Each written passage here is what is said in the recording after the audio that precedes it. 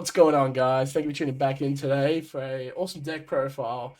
This time we got Shannon Cole, one of our own PX3 player, that hit fifth place in the online regionals that just happened today. So congratulations, man! Huge job going 8-1, which is massive with the legendary Zoro.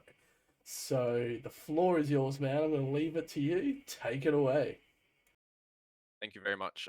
Look, it was a fun day. I'm pretty exhausted now. I guess even if you think Zora's a little bit brainless, still had a lot of thinking today, so I'm pretty out of it. But yeah. So I actually come from playing Kaido. I'm not a red player. I played Kaido all last set. I picked Zora up just for OPO2 because it is a very strong deck. I think with the searches you get, it becomes very consistent, so it's really good for a tournament like this where you've got 9 rounds in a row. So the deck that I brought is, I'll tell you a little bit about it. I won 2 locals. So my first 2 locals that I ever played with the deck, I went 4-0. So the first 2 games on red, and then yeah, today I went going 8-1, coming fifth with this deck. So it's obviously a pretty good deck. It's actually the exact same deck that a guy called T Han Young had made. So this is where I got the deck from. He came second place in the SEA finals prelims in Southeast Asia. Don't know what that is, but it sounds very cool when he came second. So the deck's obviously done well over in Asia, and that was at the end of OPO2 in January. And then this one's done well here. So this is definitely a solid Zoro deck that you could bring out. So I'm gonna go through everything, all the staples, and then at the end I'll show you what cards you can change in and out. But really, if you change nothing to the deck, it's probably gonna be fine. But I'll explain the different combos you can do and all the sort of like why the cards are good and how to use them, which ones you're looking for. So we'll start with the searches. So here we've got 4 Dadan and 4 Nami. I'm placing these upside down for me, so just let me position them well. So really, what these are really your core for the deck. So with Zoro's effect, giving him 1 Don, all of your creatures get 1k. So by playing these characters out, you get some really cheap characters on the field, and they replenish your hand, allowing you to also choose what you want to get from them. So obviously just core, not really much to say about them. One thing I will say is I got caught up on this in the tournament. So if you're playing any tournaments and you play Dadan, the text reads search up to 5. So make sure that when you search, make sure that you say that you would like to look at 5, because for one of my rounds, I didn't say that I wanted to look at 5, and my opponent had rule sharked me on that one, which is fair enough. It's what the text says, but it just felt a little bit. I was a little bit sour about that. That he didn't want me to look at any cards because I hadn't said 5. But we still got that game, so it's all good. We're all good. We're all good. That's good. Yeah. So just make sure that you Yeah. remember that sort of thing. Yep. So yeah, so these are really the cards that you want to be looking for in your mulligan for every single deck. Every color you're versing. Searches are always going to be good. You're happy if you're seeing these in your hand. You get them out early. So let's have a look now at some other cards that we have in the deck. I run 3 Magara and 4 Makino. So these two that I have 4 of, I would say you have to run 4 of them. Makino you have to run 4 of as well. She's a 2k counter, costs 1. If you play her on the field, you can rest her to give one of your 1 costs 3k. So she buffs as well as being a 2k counter, and she's searchable by your Curly Dadan, so she's absolutely a 4 of. Magara is one that you might be able to change the numbers around, potentially going less on. The deck I run has 3. He's really good, so he costs 1 to get you a 2k body on the field, so just 1k off of vanilla, but he also gives a character 3k. So if you had Nami on the field and you've got 1k on your Zoro, you play down Magara, your Nami now goes to 6k. So that 2k can now swing for 6 just for a 1 Don investment, because you'd probably have your Don on your Zoro anyway. Yeah, that's huge. It's just huge power. And So yeah, it's and the very reason that smart. I like the numbers, yeah, it is. And the reason I like these numbers is I've actually had games where you're down to the wire, someone's killed all your characters, you've got like a Nami left on field, and that's it. You've got like your Nami and your Zoro, and they've got 1 life, or they've got no life and a blocker, and you know they've got counter in hand, and it's really hard to get through both attacks because they're going to counter out of one of them. But if you've got a hand like 3 of these for some reason, sometimes it happens at the end of the game, you've searched them with Curly Dadan and you've kept them for that reason, suddenly this 3 Don turns into 9k, so you give 9 to her who's already 3, and you're up to like 12k there. So they can really get you some games if you get lucky with them late game. So I just think they're really great cards. Yeah, that's huge, man. Like that's just utilizing all sorts of smaller characters to your advantage, really, isn't it? Yep, for sure. And just leaving the body on field because they have to swing into it then, which also ends up protecting your life if they're constantly going for your little guys. Yep. I'll just get you to, if you could, Shan, just bring the cards down a little bit more, just on the Yeah. screen. That'd be awesome, bro. Thanks.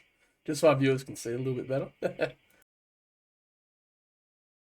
So the next cards I want to look at is Gordon and Otama.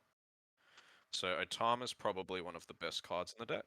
So she is a 1 cost, that's also a 2k, so she's searchable by Curly to Dawn, and her effect is if you play her for 1, then you give a character minus 2k. And it's just an absurdly good card because I mean 2Ks in general, a 2K that's searchable is very good, but giving neg 2 to your opponent's character just becomes so useful. It's one of the biggest utility cards. This deck has so many effects that KO dependent on power, so it really allows you to extend your reach with those cards, which I'll show you later. But not only that, even if you don't have those cards, if you've got a bunch of bodies on the field that are like 3 and 2, they get buffed up to 3 and 4 with Zoro's effect. If there's a 5k on, if there's a 5k character on the enemy field, you could play an Otama, bring it down to 3, and suddenly you're threatening with a 3k and then a 4k on that 3k character, which means they can defend it if they'd like to, but they have to throw, they have to keep throwing, and I hardly have to invest any Don. Um, so the neg is, it's always useful. It's one card that you probably actually don't want to counter with. It's kind of a last resort counter. You want to be countering with most of your other things. Now we've got Gordon as a 3 of. So he's definitely a card that you could play around with the numbers again, similar to Magara. So his effect is you can play him for 1. Once he's on the field, you can then activate his effect. So it's not an on-play, it's an activate main. You can send him to the bottom of your deck, giving minus 3k to an enemy's character. So it's almost like having another Otama, except it doesn't have the 2k counter. Um, the one benefit to Gordon is he does have 2k, so you can play him, attack against something. So let's say they've got a searcher, or you could buff him up with one of your other characters, get an attack through. Once he's rested, you could then send him to the bottom of your deck, so you get extra value out of him. There's so much value in that. It's just so good. Yeah, for sure.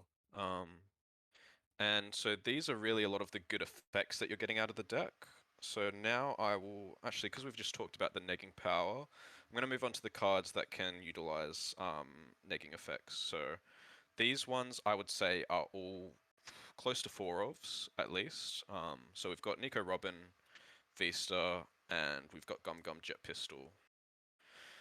So Nico Robin costs 3, has 4k. You attach one Don. When she swings, you can kill a 3k or less.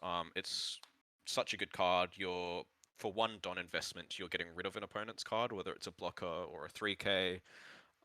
Whatever it is, it's just such great value. But you can use it in conjunction with your Otama and your Gordon. So if they have an Okiku on board, for example, you could play your Otama, or if you had played your Gordon the previous turn, you could attack with your Gordon, send him to the bottom of your deck, put one on Robin, swing, kill the Otama.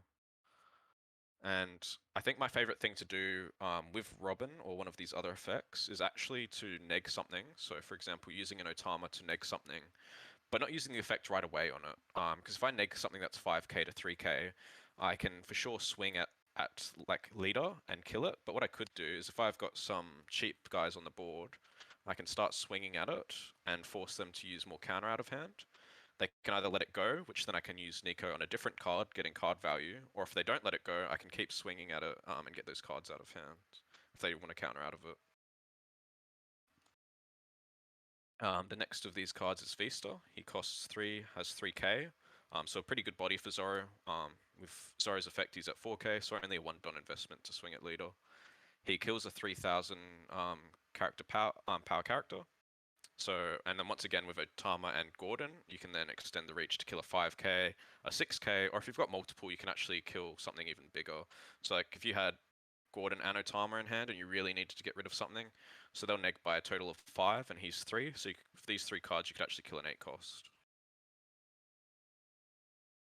See, that is just so huge. That's so good. Yep. And it's especially good if you've played like a Gordon and it's gotten an attack through, because if that's just going to be swung at anyway, you're really only using one Otama and then a Vista attack and you get a body out of it. Yeah, exactly. So, and so Zoro's so consistent because it's got all these searches and these effects, so it means that even if your opponent interacts with your card, they've already done something. So if I've played Vista and killed something, sure you can get rid of it, but he's already done an effect of killing a card, so you can deal with my stuff, but they've already done something. So it really allows you to do things on your turn without your opponent interacting with it. Yeah, that is going to be more beneficial for you in the long run as well. And another card that your opponent can't really interact with is Gum Gum Jet Pistol. 4k, killer 6k. It's a really great card, honestly. And the reason for that is you're going to have so many little guys that just getting rid of one of their big guys, it's just so useful. You can forward on, get rid of it, and attack for face. It's also great, like late game, if you need an extra attack and they've got a block route, it gives you an extra attack. It can also be extended by your Otama and your Gordon. So if you're seeing a 7-cost kid, 8-cost kid, 8-cost, if they've got the Odin out, I don't really like to kill the Odin because it does summon something from deck, but if you need to get rid of that double attacker, an Otama with Jet Pistol is going to get you through it. Also, it has probably one of the best triggers in the game, actually. So the trigger is just play this card. So if they attack it, you play it out and it kills a 6k. That turns you the game. So being able to play 4 of it to increase the chances of you getting that trigger is pretty insane. The next cards I will talk about are just our Straw Hat cards. So because we run Nami, so with Curly to Dawn, we've got all these 1 costs, so you're going to be seeing them. Running Nami, you need to run some Straw Hats so that you can search them out. So these are some of our best Straw Hat cards that we run. Yeah, the basic Zoros and stuff, right? Yep. Yeah. Or Zoros. Everyone knows it's a good card. Russia with Zoro, it hits 1 on it. It allows you late game to get in an extra attacker if you need it. It also allows you to trade sometimes if you need to get rid of 1 more character that's on their field and they're rested. You can get Zoro to get 1 more attack through. So it's really good for trading as well. It's searchable by Nami, finishes out games. Even just if you're playing it to rush down early game, it's great. Sunny, it has both the keyword Straw Hat as well as being a red 1 cost, so it's searchable by Dadan and Nami. And honestly, playing a vanilla 1-3 is not bad in Zoro, because with Zoro effects it's a 4, so it's a 1 dot investment to get to 5k. And if I've got a Sunny on board and I've got these buffers in hand, that Sunny is actually a monster. So it's a pretty good card to have on board, actually. And then we've got our Brooks. So 2Ks, they're searchable by Nami if you need a 2K. It's actually a really good card to play, though. So it's not a card, don't think that you can't play it, because realistically, if you've got 2 Don to spend and you want to do a 7k, so you could do a 7k with your leader just by spending that Don. But if I want to play Brook, I do that 7k, and for free, I get a 3k. So it's almost like getting a 1 cost on the board for free, which is very useful sometimes in Zoro if you could imagine getting a 1 cost for free, as well as getting that 7k through. Yeah, awesome, man. That's yeah. See, it's just huge value that you're getting the most of from all your cards. By the looks of it, and especially like one of my favorites is just the jet pistol. Yep. And that card is just insane if you get it off the trigger as well. Yep, that's game changer. Yeah. But how did you feel through most of your matchups today? Going through your matchups now. Through. I do have a few more cards, so maybe I'll talk about yeah, it's all good. Oh, So maybe sorry. I'll Yeah. talk about matchups after that. So these are actually my last cards here. So these are your late game cards. For Zoro. The So we've Whitebeard. got Yeah. so we've got 4 Whitebeard and we've got 2 Radical. These are again cards you might want to play around with the numbers on. So but these are really great late game cards because with Zoro you can get really low on cards. You don't have a lot to do. You can spend all your Don, but you need to get something big down. And playing Whitebeard is an excellent card. It boosts your leader to 7. So on that turn you can swing for 7. And then it makes your leader 7 for the next turn. And because Zoro is playing so heavy on the rush, it means that your life is actually going to be pretty high most games because your opponent's going to be dealing with all your little guys the entire game. And if you've got like 3 life up and you play Whitebeard, they're not really going to be able to get you down very far because you're going to have all those cards that have counter from your life, and your leader's going to be at 7, so it's going to be really hard for them to get through you. So you pretty much are guaranteed to get to next turn if you've played a Whitebeard. And 4 might seem excessive, but with 4, it allows you to see at most games, as well as you can play 2. If you're going into someone else that plays down a Whitebeard, playing Whitebeard second tends to actually win you that matchup, because if I play this for 7, then my board is defensive, and then if your opponent plays it for 7, then suddenly they're at the advantage because they've played it last, and then they're defended for that last turn. But if I play one, they play one, and then I play my if I play my second Whitebeard, it actually goes down better for me. So What made you? What Whitebeard's made a you? very, very strong What card. made you look at maybe running 2 radical beams instead of 4 or 3? Like, was 2 just a good spot? Yeah, so 2 is actually what I saw the deck had. A lot of decks don't actually run any Radical Beam, so when Ah, people talk about changing Radical Beam, it might be something that you'd be looking at taking out of for something else. I find Radical Beam actually a great card. I really, really like it, and because it does something similar to Newgate, where it can extend you one more turn, because um, generally with Zoro, you've got really low counter, but you will have high life. So you might have like 2 life, and they've got 3 attackers. If you don't have enough counter in hand, they're gonna don up correctly, and they're gonna get through the 2 life and that last attack. But if you leave one don open and you've got Radical Beam, it allows you to extend. They're not gonna be able to get through all of those attacks. And then if you've got characters left on field, you can hopefully close out the game. So extending the game one more turn, that's what Radical Beam usually allows you to do. yeah, okay, yeah, cool. Alright, so I mean, it's good. So finding from the original deck list to this one that you saw and adding those radical beams was definitely a plus for you. Yeah, so no, the 2 were actually in the original deck list that I Oh, had too. sorry, yeah. So Yeah, the two, this so this deck is actually the exact same as that list there. cool. Okay, no worries. So I was looking to change things, but when I was looking to change things, I was actually very happy with the numbers.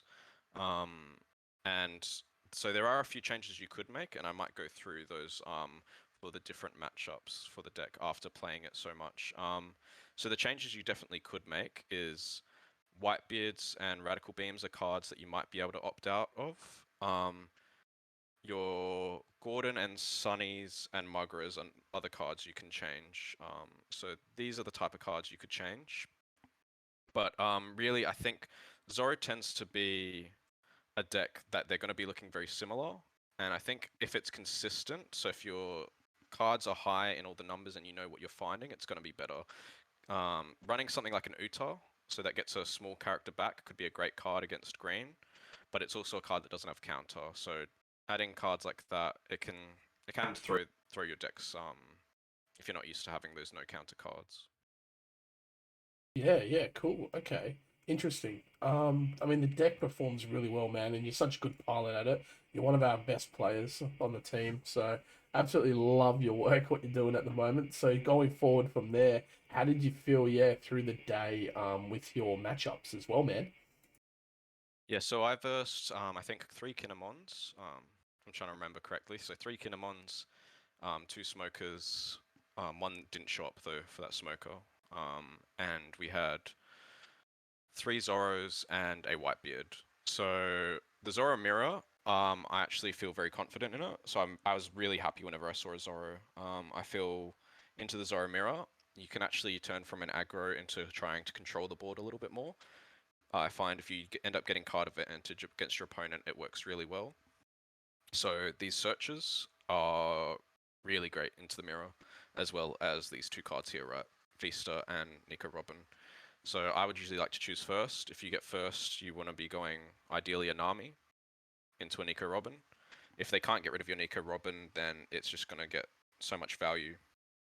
And if they do get rid of it, they're having to spend like 2 cards in the mirror or a Gum Gum Jet Pistol, so their entire turn's gone.